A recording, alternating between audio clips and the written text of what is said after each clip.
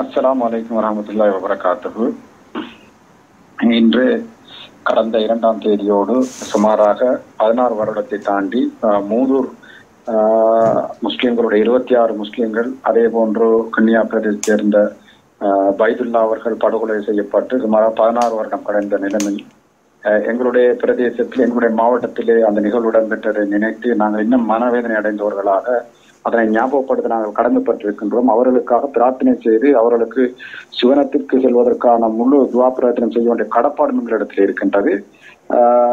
கடந்த 2000ஆம் ஆண்டு ஜூன் மாதம் 2ஆம் தேதி சகோதரர் பைதுல்லா அவர்கள் பொதுத்தேர்தலில் வேட்பாளராக களமிறக்கப்பட்ட போது மூதூர் கலாச்சார மண்டபத்தில் வைத்து விடுதலை புலிகளால் தற்கொலைதாரிகளால் தாக்கப்பட்டு படுகொலை செய்யப்பட்டதுடன் ஸ்ரீலங்கா முஸ்லிம் காங்கிரஸ் கட்சியில் அவர் வேட்பாளராக களம் இறங்கியிருந்தார். அது மாத்திரமல்ல, ஸ்ரீலங்கா முஸ்லிம் காங்கிரசுடைய கட்சி ஆதரவாளராக சுமார் 26 சகோதரர்கள், முஸ்லிம் சகோதரர்கள், மூதூரை சேர்ந்த முஸ்லிம் சகோதரர்கள் படுகொலை செய்யப்பட்ட வரலாறு என்பது இன்னும் எங்களுடைய நெஞ்சிலிருந்து நீங்காத ஒரு நினைவாக இருக்கின்றது.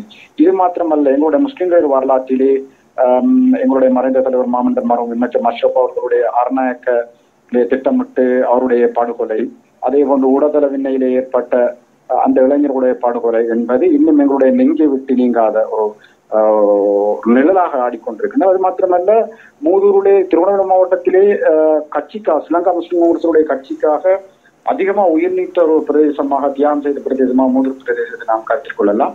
மூதூரில் இருந்த சுமார் இந்த நிகழ்வு திருவண்ணாமலை மாவட்டத்தில் உள்ள முஸ்லிம்கள் மாத்திரமே, எங்களுள்ள அனைத்து முஸ்லிம்களையும் அதிர்ச்சிக்குள்ளாக்கி ஒரு நாள்.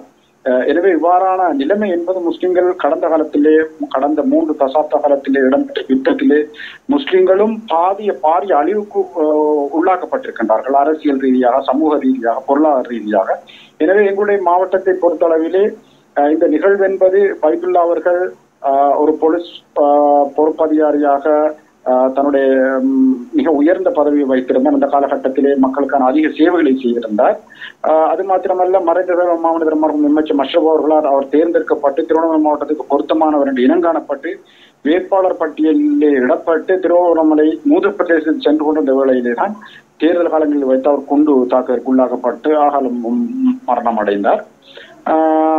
எனவே திருவண்ணாமலை மாவட்டத்திலே ஸ்ரீலங்கா முஸ்லிம் காங்கிரஸ் கட்சியை வளர்ப்பதற்கு உரமிட்டதிலே அது மிக பிரதானமான பங்கு சகோதரர் பைதுல்லா அவர்களும் மூதூர் முஸ்லிம் சமூகத்தை சார்ந்த எங்களுடைய கட்சிக்கு ஆதரவு வழங்கிய சுமார் 26 இளைஞர்கள், சிறுவர்கள், வயதானவர்கள், அறிவாளிகள், புத்திஜீவிகள் உட்பட 26 பேர் அந்த படுகொலை சம்பவத்திலே தாக்கப்பட்டமை என்பது இன்னும் எங்களுடைய மனதை விட்டு நீங்காத ஒரு நிலா ஆடிக்கொண்டிருக்கின்றன. எனவே இந்த தருணத்திலே நாங்கள் அந்த கட்சியில இருக்கின்ற அரசியல் பிரதிநிதிகள் என்ற அடிப்படையிலே எனக்கும் தார்மீக பொறுப்பு இருக்கின்றது. அவர்களுக்காக இந்த மாவட்டத்தில் உள்ள, அதே போன்ற இளைஞர்கள் உள்ள அனைத்து முஸ்லீம்களும் பிரார்த்தனையில் ஈடுபட வேண்டும்.